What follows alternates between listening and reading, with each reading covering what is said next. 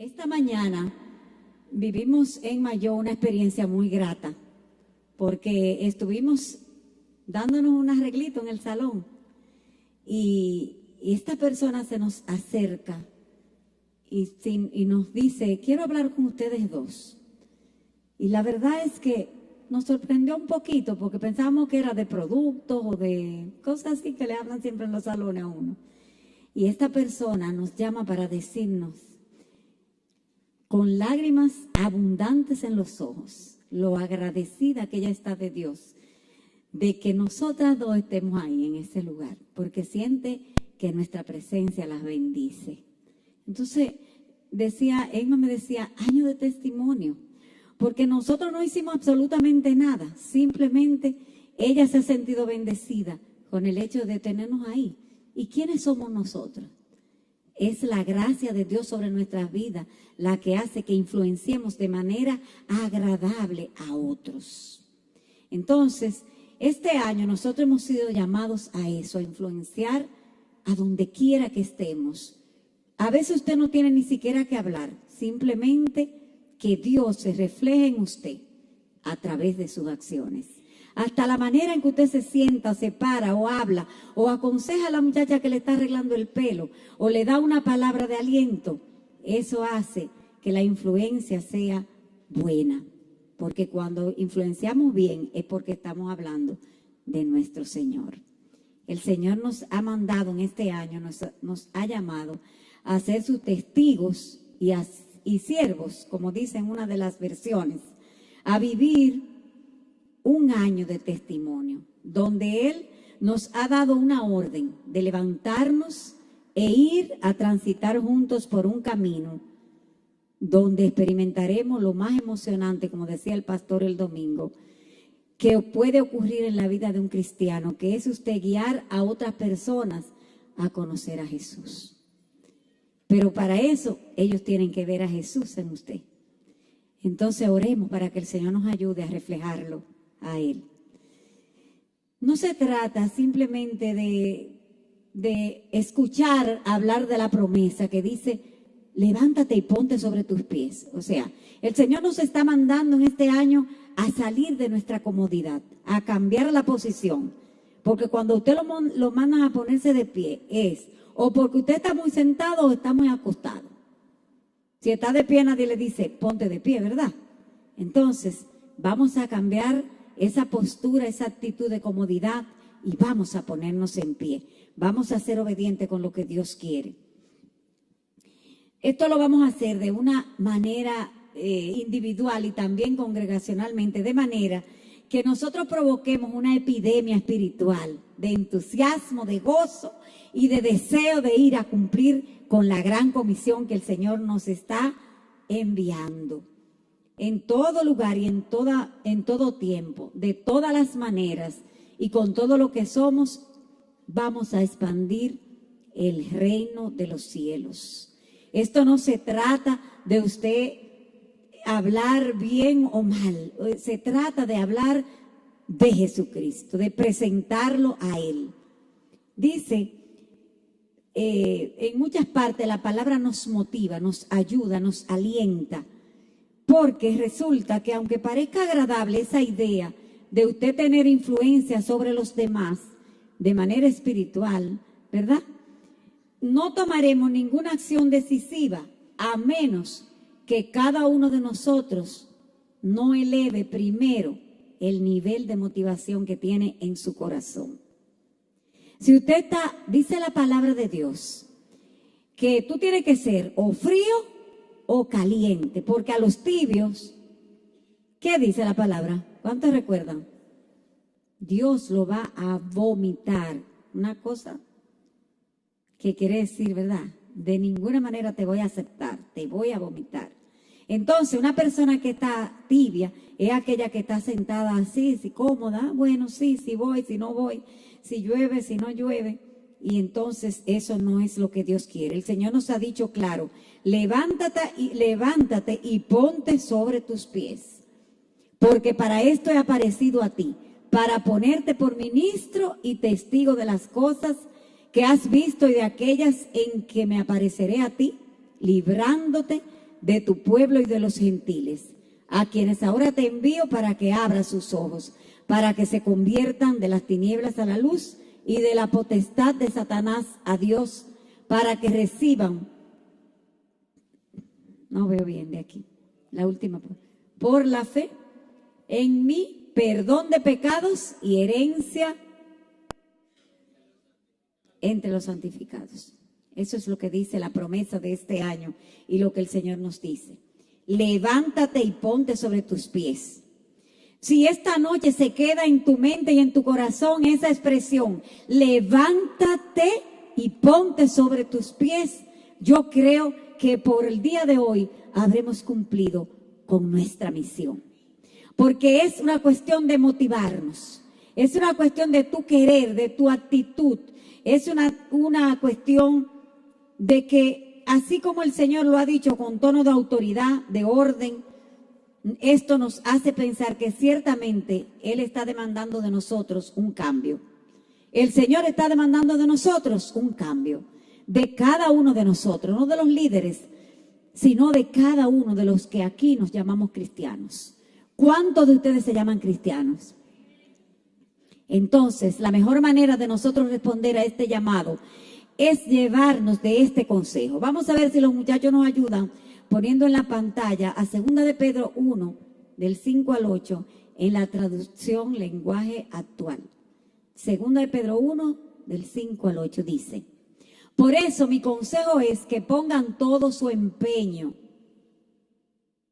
en afirmar su confianza en Dios, esforzarse por hacer el bien, procurar conocer mejor a Dios y dominar sus malos deseos.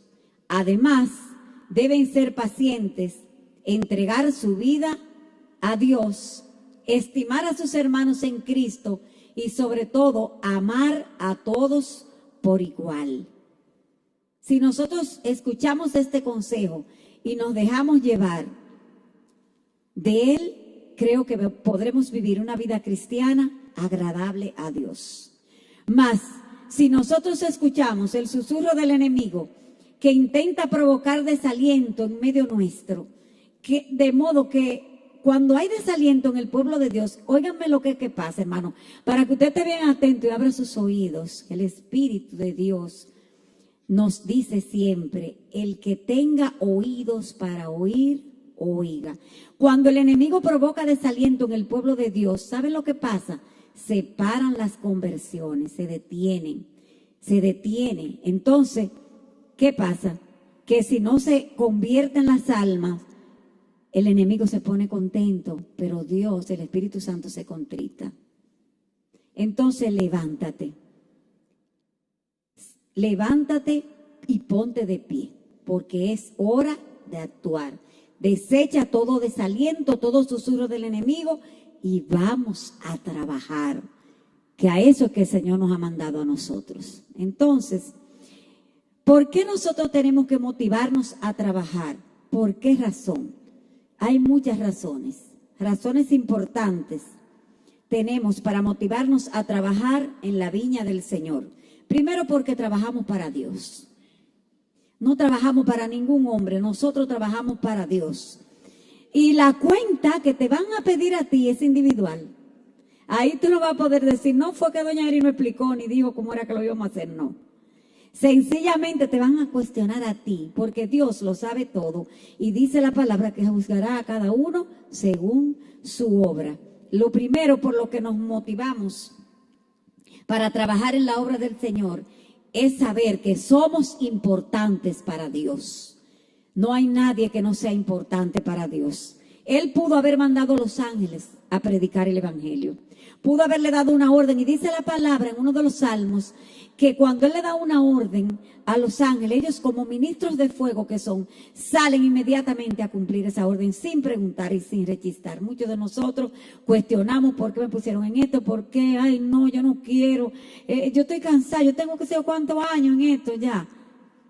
Los ángeles no hacen eso, los ángeles cumplen la misión. Sin embargo, a Dios le plació enviarnos a nosotros a predicar su palabra, aún con todas nuestras imperfecciones, que todos las tenemos. Y de ese modo, Él glorificarse, enseñándonos a nosotros que el único que tiene la completa perfección es Él. A Él sea toda la gloria, a Él sea la honra. Él es el que hace, el que hizo antes, el que hace en este momento y el que hará. Él es eterno, siempre es el mismo y no cambia. Tú y yo somos importantes para Él. La otra cosa es que Él nos usa como instrumento y debemos estar motivados al saber que es más lo que nosotros ganamos cuando le servimos al Señor que lo que perdemos. Esto es ganar y ganar. Cuando usted le sirve al Señor, usted gana. Cuando trabajamos en la viña del Señor, óigame bien cómo, con nuestros ojos puestos en Él, con nuestros ojos puestos en Jesús, autor y consumador de la fe. Nuestra vida adquiere un sentido y un propósito. Tenemos la sensación de satisfacción, tenemos el crecimiento espiritual, tenemos tesoros en el cielo, dice la palabra, donde no hay nada que lo pueda dañar. Pero sobre todo, usted tiene, mi hermano, el honor de ser usado sobrenaturalmente. Usted no es usado normalmente, usted es usado sobrenaturalmente. Porque sabe, cuando usted va y ora por un enfermo y ese enfermo, Dios, no usted, Dios lo levanta. Usted es el canal que Dios usó para hacer eso. Entonces usted tiene que sentirse, bueno, no sé cómo podría explicar esto. Nosotros sentirnos orgullosos, quizás no sea la palabra, pero sí honrado de que el Dios del cielo, el que creó los cielos y la tierra, el que dice la palabra, que hizo las Pléyades del Orión, ese mismo Dios lo usa a usted, lo llama a usted, le proporciona los recursos, le da la capacidad, la inteligencia, la sabiduría, el deseo, y pone en usted el querer como el hacer, su buena voluntad. Entonces, otra motivación que tenemos es que el pago que Jesús hizo por usted y por mí fue un precio tan alto, tan alto, tan alto, que nosotros, si nos ponemos a comparar lo que nosotros hacemos, las fuerzas, las energías, el tiempo, los recursos que nosotros invertimos en la obra de Dios, en trabajar para el Señor, eso es insignificante con respecto a ver a aquel Señor nuestro en la cruz del Calvario. Imagínenselo en la vía dolorosa, recibiendo los latigazos que no eran fáciles, por usted y por mí, sin haber pecado. Su cuerpo se convirtió en una sola llaga. Y entonces, no contento con eso, por esa llaga en que se convirtió su cuerpo, hoy tú y yo somos sanados. O sea que todo lo que hizo ahí fue para bien, para beneficio de nosotros.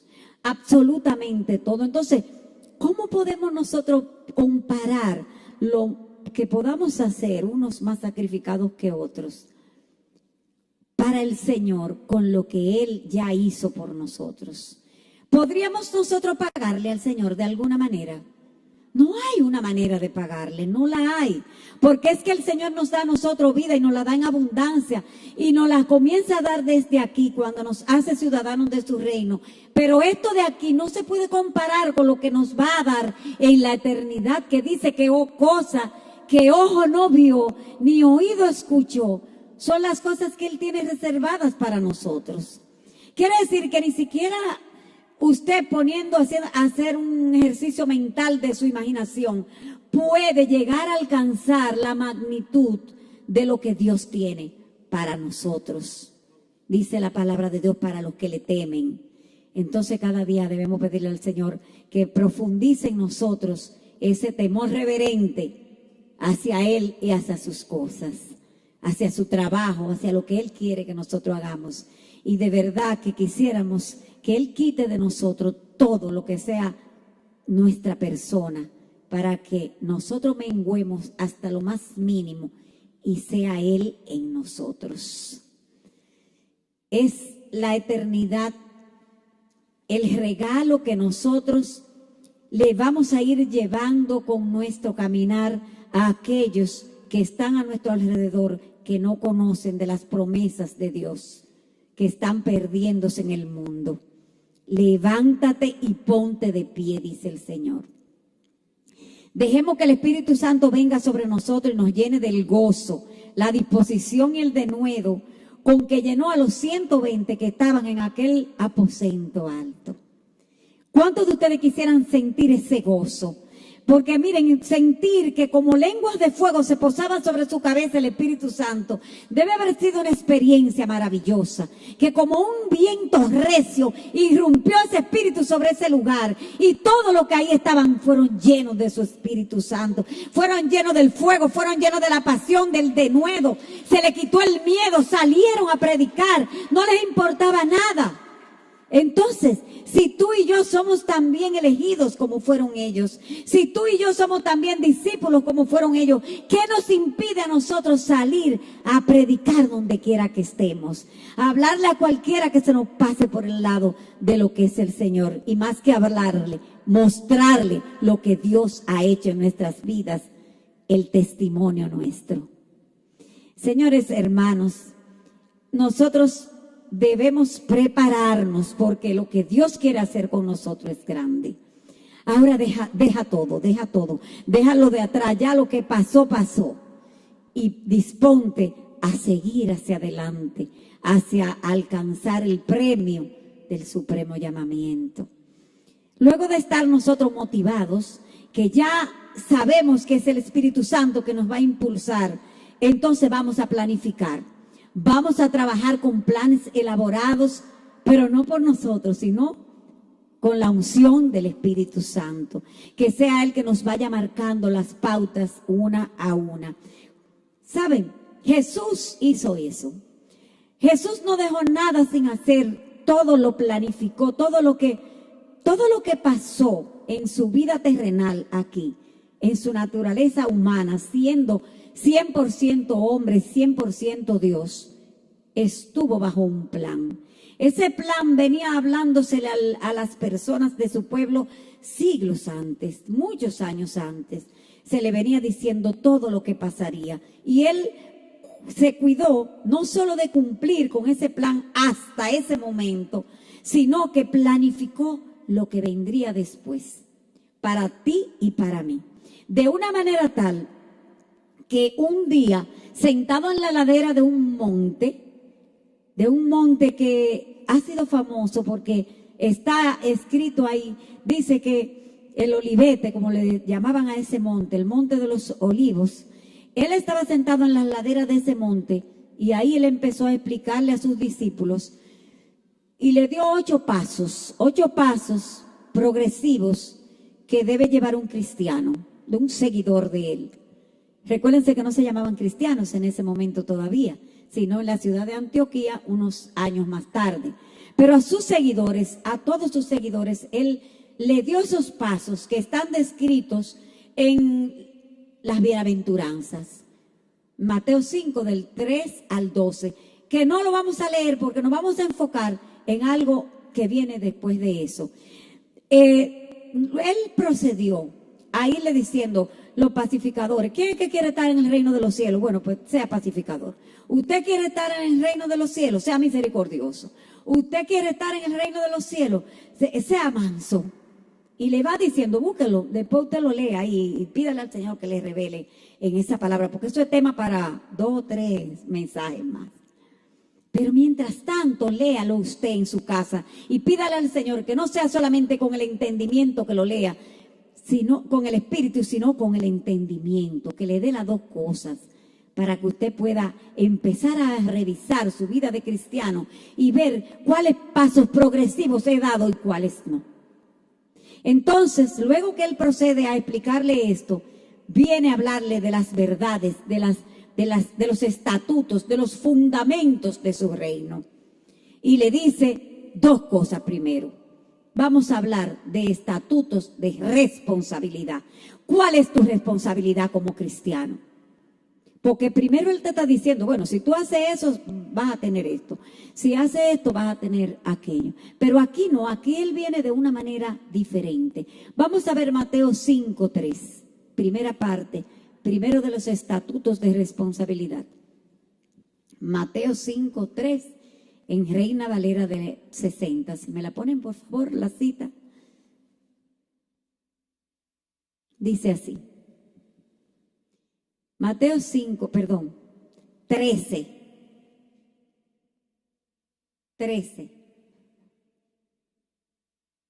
Los primeros estatutos pueden definirse como la influencia que debemos ser como siervos y testigos de Jesús sobre aquellos que nosotros queremos alcanzar para salvación. Mateo 5:13.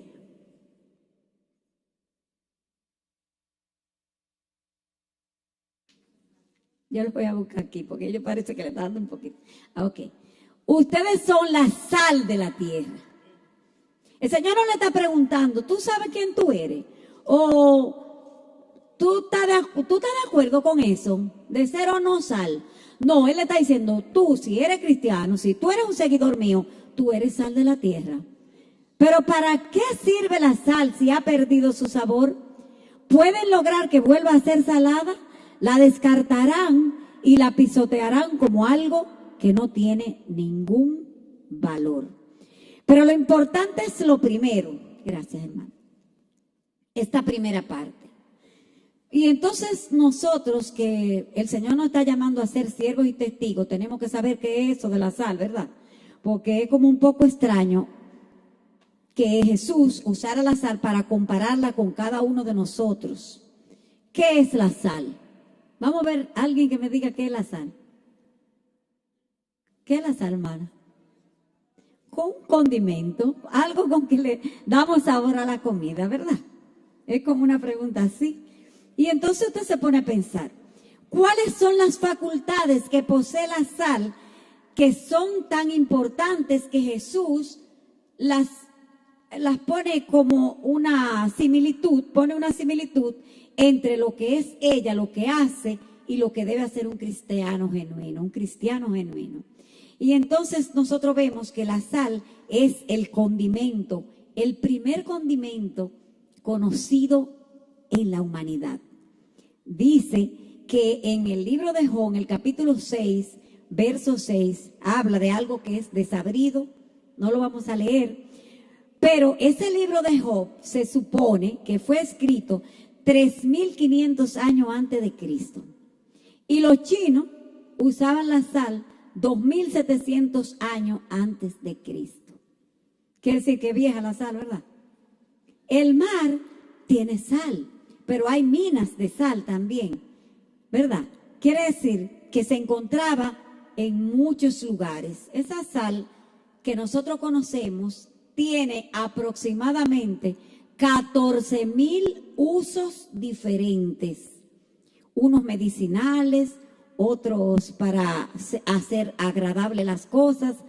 Pero óigame bien, usted como cristiano tiene que saber que si es sal, usted tiene que tener la capacidad de poder ser usado de 14,000 maneras diferentes. Es maravilloso pensar eso, hermanos.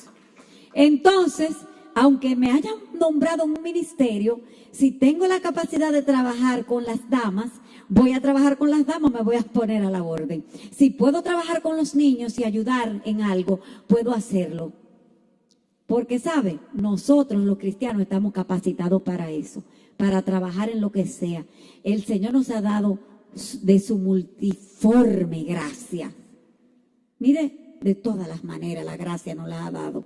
Entonces la sal también dice que su presencia en mayor o menor cantidad afecta la salud y el sabor de las comidas.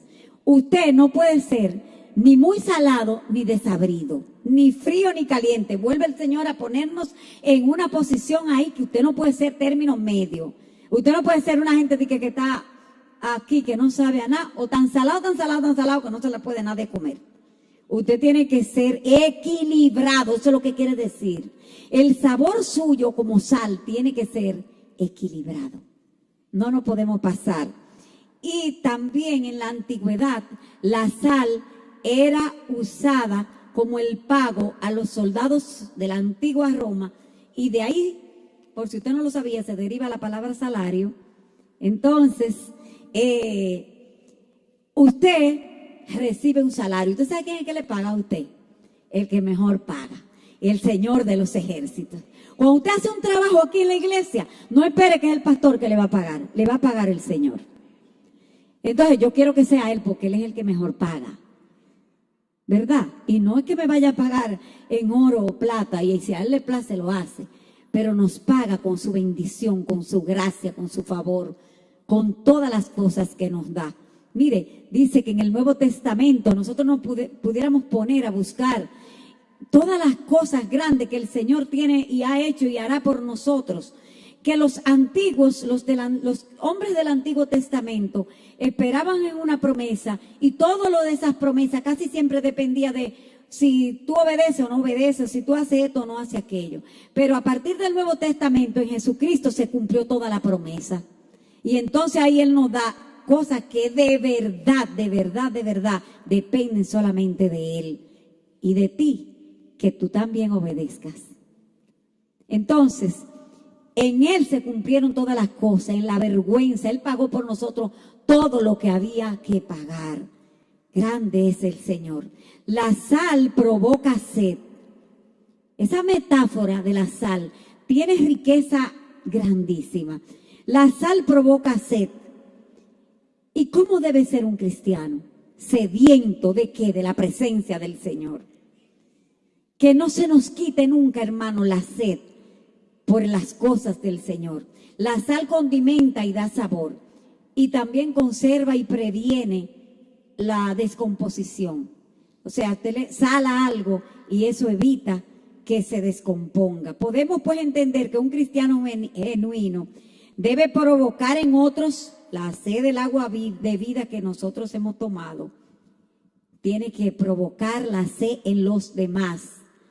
Desde que nacemos de nuevo tenemos la capacidad y la responsabilidad de conservar y guardar las verdades del Evangelio, aplicándolas en la medida exacta y dándoles el mejor sentido y sabor de las cosas que ocurren en nuestra vida. O sea, nosotros comenzamos a vivir una vida con propósito desde que somos convertidos en nueva criatura.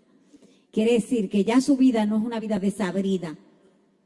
Usted, donde quiera que llegue, tiene que ser sal, que su palabra sea sazonada, agradable, que le agrade a los demás. Para que la sal tenga su efecto de condimentar y de preservar, requiere cercanía. O sea, si usted pone la carne aquí y pone la sal aquí, esa distancia que hay entre ellas dos no permite que la sal haga su efecto. Si usted la deja ahí 3 días, esa carne se va a dañar y la sal se va a quedar ahí. Quizás por la humedad se va a comenzar a desvanecer. Vamos a la vida de nosotros. Si nosotros estamos aquí sentaditos en la iglesia, somos la sal, pero estamos aquí sentaditos y cómodos en la iglesia, y la carne se está pudriendo allá afuera, ¿usted cree que si no nos acercamos a ella vamos a hacer algún trabajo? Nos vamos a desvanecer. ¿Y qué era lo que decía el versículo ahorita? Que si la sal se desvanece, no sirve para nada. El que tenga oídos para oír, oiga lo que el Espíritu dice a las iglesias en esta noche. Hermano, mire, tenemos que tener mucho cuidado con eso. No podemos ser sal solamente sentados aquí, cómodos, venir, tomar lo que nos dan y por ahí irnos. Su trabajo es unirse con esa carne que anda por ahí llena de corrupción y preservar y curar aquello que se está dañando. Nosotros tenemos entonces que salir, a acercarnos a esas personas que no conocen al Señor, sin acusarlos, sin decirle, ay, qué carne que está fea, cuánta grasa tiene. No, simplemente acercarnos a ellos y comenzar a aplicar el concepto de que la vida sin Jesús, explicárselo a ellos, que la vida sin Jesús no tiene sentido. Van a la tumba solamente, y ahí, de ahí en adelante, ustedes saben que si hay una vida eterna, que si no es en Cristo, no queremos ni mencionar cómo es. Entonces nosotros tenemos que ser sal para esos que se están perdiendo. Saben, uno de los usos de la sal es sanar las heridas.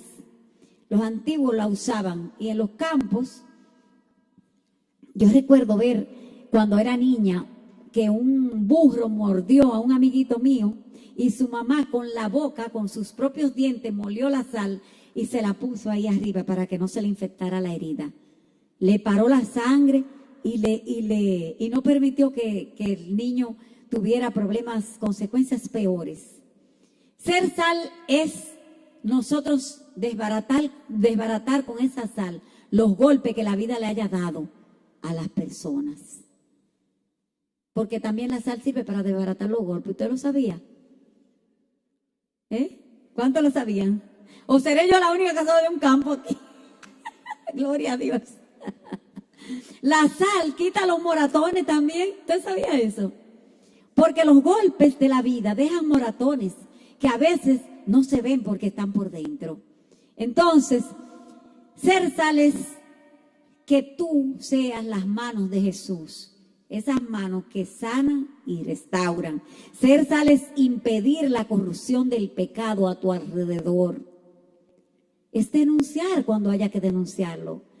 Es buscar la manera de llegar a esa gente, señalarle de alguna manera las cosas, pero no que tú te conviertas a ellos, no que tú te dejes contaminar, sino que tú seas sal, que le ayudes a sanar. La sal, para ser útil, entonces requiere también calidad. Todo en la vida requiere calidad. Cuando la sal no es pura o se desvanece por un cuidado inadecuado, como decíamos ahorita, lo dejamos sentado ahí y esa sal no estaba siendo utilizada para nada y se fue desvaneciendo. Entonces, pierde su sabor, no sirve para sazonar nada.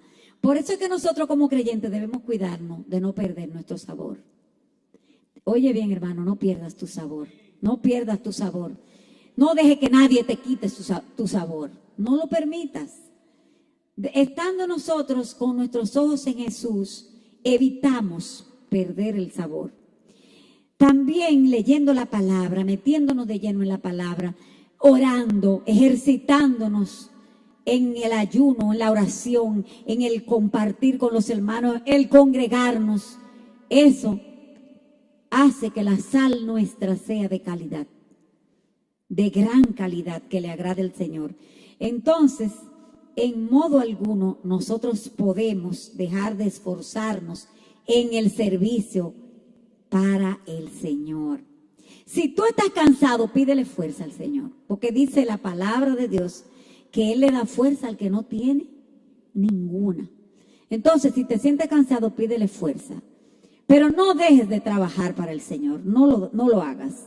En la búsqueda de su rostro y en el orar sin cesar está esa calidad que necesitamos. Ser sal es estar en contacto con Dios y su palabra y mantenerse atento a la dirección del Espíritu Santo. No podemos dejarnos llevar de las influencias negativas. Nosotros tenemos que influir. Tú no te puedes dejar influir mal de nadie. Tú tienes que influir bien a otros. Cumple con tu responsabilidad. Somos sal cuando nuestra boca es usada para edificar y actuamos como pacificadores. Que amamos al Señor y lo mostramos amando y respetando a los demás y dejándonos usar para la edificación de su pueblo. Si lo que tú sabes hacer es limpiar, hazlo bien, porque el pueblo de Dios necesita estar en un lugar limpio. Si lo que tú sabes hacer es orar, ora con denuedo, ora con pasión, ora con fervor, porque lo que más necesitamos es la oración. Aquí, en estos días, el pastor ha repetido más de una vez que todo comienza con la oración. Entonces, todos nosotros podemos ser intercesores. Todos estamos en el ministerio de oración. Todos tenemos que orar. Es nuestra responsabilidad. En Mateo 5, del 14 en adelante, Jesús da la lección similar, pero con otro enfoque. Aquí Él toma la luz y dice, ustedes son la luz del mundo. Como una ciudad en lo alto de una colina que no puede esconderse. Nadie enciende una lámpara y luego la pone debajo de una canasta. En cambio, la coloca en un lugar alto donde ilumina a todos los que están en la casa. No nos podemos esconder. No nos podemos callar, no podemos coger un rincón, no podemos meternos en la casa, ni tampoco podemos meternos nada más aquí en las paredes de la iglesia. Tenemos que ser luz donde está la oscuridad. Porque aquí todas las luces están encendidas, pero allá afuera hay una densa tiniebla. Hay una densa tiniebla de odio, de violencia, de muerte, de dolor, de traición, de todo hay allá afuera, hermanos. ¿Y quién tú crees que va a llevar la luz, que va a disipar esa tiniebla? Eres tú y soy yo. Porque es una orden que el Señor nos ha dado, es nuestra responsabilidad. Y no es si queremos, es nuestra responsabilidad. El uso de la luz en el lenguaje bíblico es presentar el mensaje de salvación de manera clara y entendible. Es simplemente eso, iluminar. Vamos a 2 Corintios 4, del 5 al 7. Para que nosotros entendamos que debemos presentar este mensaje de salvación con un lenguaje claro. Dice, porque no nos predicamos a nosotros mismos. Cuando tú sales a predicar, hermano, tú no te vas a predicar tú. Tú vas a predicar a Jesucristo como Señor y a nosotros como siervos por amor de Jesús. O sea, cuando tú te mencionas, tú le vas a decir a ellos, yo es que yo soy un siervo. Yo no me gobierno, yo tengo que hacer lo que Dios quiera.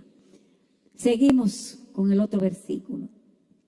Porque Dios que mandó que de las tinieblas resplandeciese la luz, es el que resplandeció en nuestros corazones para iluminación del conocimiento de la gloria de Dios en la faz de Jesucristo. Por esto, ¿verdad? Tenemos este tesoro en vasos de barro, para que la excelencia del poder sea de Dios y no de nosotros. Y después que hemos hecho todo, absolutamente todo lo que tenemos que hacer, siervos inútiles somos. La gloria siempre es de Dios. Dios espera que nosotros podamos presentar en el lenguaje de su palabra con precisión y exactitud, ya que Él nos usa como luminares que alumbramos la mente de los demás. Eso es lo que dice la palabra, lo que acabamos de leer. La luz no puede estar escondida. Y esto hacemos cuando permanecemos callados o dejamos que el pecado nos oscurezca. Ahí inmediatamente escondemos la luz, la metemos debajo del almud. Como ciudadanos del reino de los cielos tenemos la responsabilidad ineludible de difundir la luz del conocimiento de Cristo en cada lugar, teniendo en cuenta que nuestro comportamiento afecta a los que nos rodean y que hemos sido llamados a influir en el mundo para bien. Jesús nos llama a cambiar este mundo, a iluminarlo con su luz y nos llama a ser sal y luz del mundo. Vuelve y nos llama a ser sal y luz del mundo. Quiere decir que debemos ser cristianos capaces de conducir a otros hacia Jesús. Debemos ser capaces de llevar un mensaje que lo hagamos en un lenguaje, con una comunicación efectiva, que logremos que aquellas personas que se están perdiendo en el mundo alcancen lo que nosotros hemos alcanzado. Que nosotros llevemos a ellos esta palabra para que ellos también se conviertan en sal y luz del mundo y junto con nosotros puedan decir, somos felices porque Cristo es la diferencia.